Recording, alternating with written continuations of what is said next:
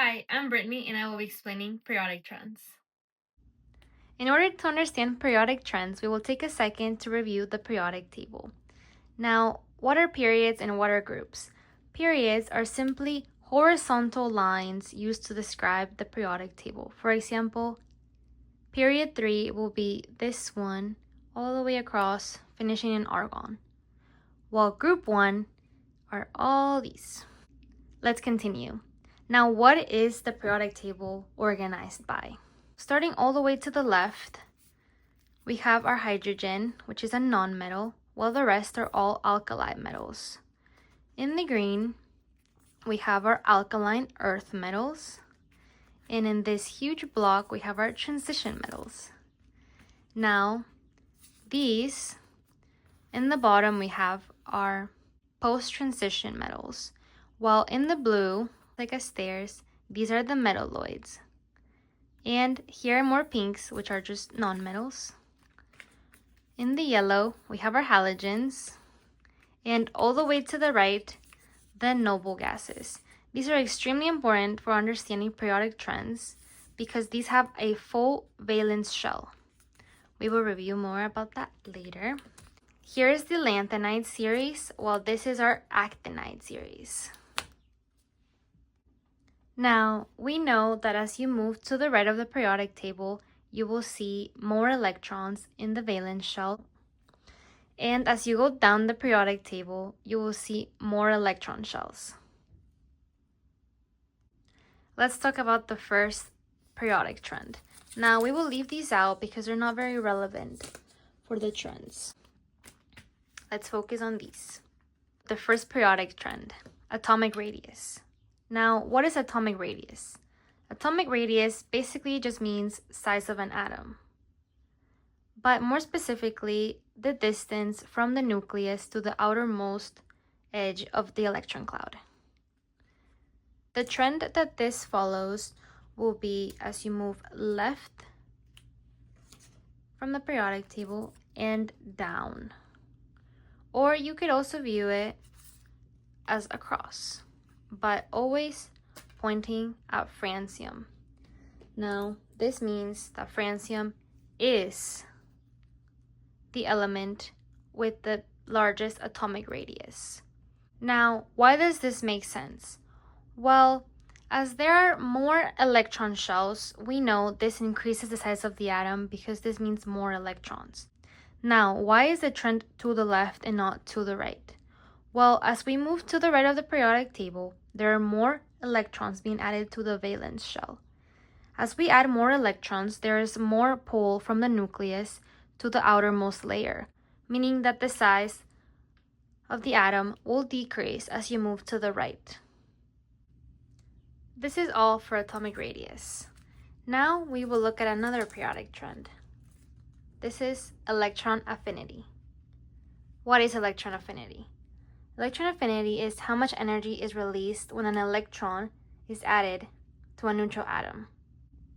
Or you could also think about the ability to hug an electron or how easy an electron can be removed. The trend for electron affinity is as you go left to right and to the top of the periodic table.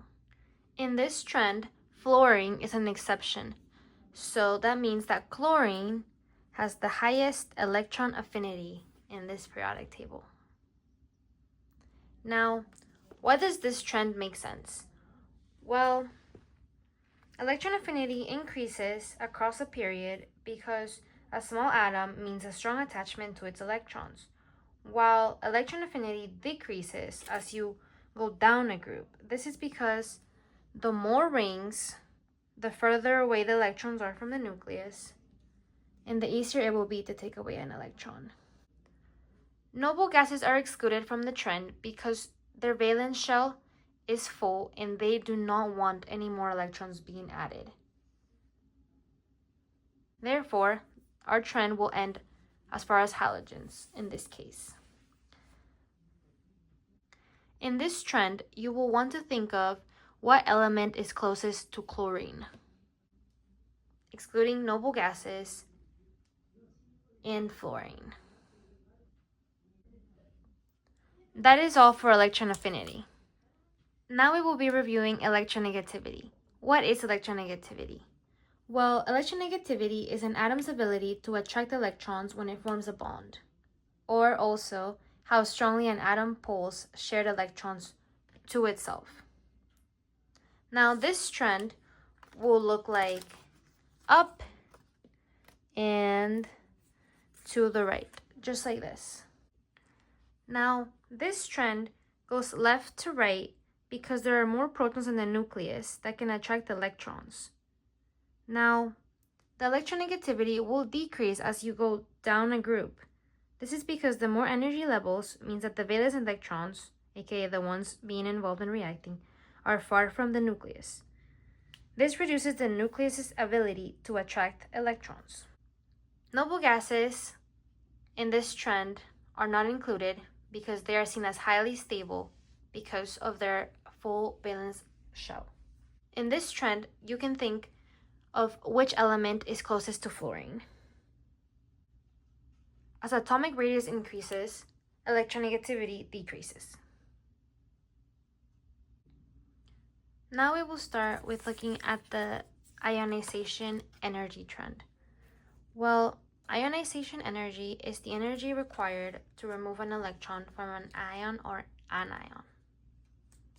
The trend looks very similar to electronegativity, except that now it's including noble gases, as these are the ones with the highest electronegativity. This all ties up to the other trends that we've looked at because noble gases have a full valence shell.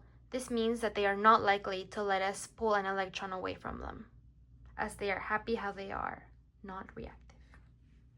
The less valence shells, the harder it will be to remove an electron because the attraction is highest. This means that helium is the element with the highest ionization energy. Now we will look at metallic character.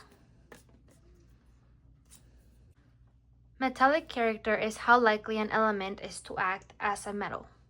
And in this case, the trend will look like going top to bottom and right to left, or which element is closest to francium. Metallic character has the same trend as atomic radius, meaning that francium is the element with the highest metallic character and atomic radius. Now, let's summarize everything that we've learned. Atomic radius is seen as the size of an atom, and this trend is down and to the left of the periodic table, while electron affinity is the ability of an atom to hug its electrons. Electronegativity is how likely an atom is to steal electrons that are being shared in a bond.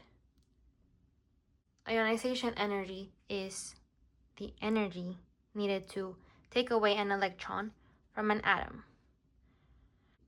Lastly, metallic character makes francium the winner again. This concludes the video about periodic trends. Thanks for watching.